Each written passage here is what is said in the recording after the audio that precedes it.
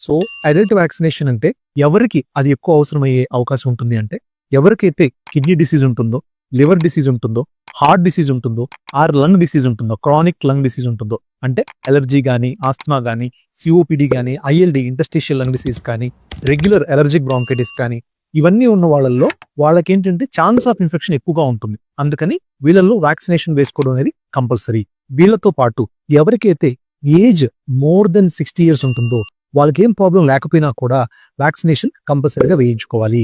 So ఎందుకు మనం vaccination వేయించుకోవాలి అంటే, ఈ నేను చెప్పిన గ్రూప్ ఆఫ్ పాపులేషన్స్ అనేవాళ్ళు మనకి నార్మల్ పాపులేషన్ కన్నా వాళ్ళకి కొన్ని స్పెసిఫిక్ ఇన్ఫెక్షన్స్ వచ్చే రిస్క్ చాలా ఎక్కువ ఉంటుంది.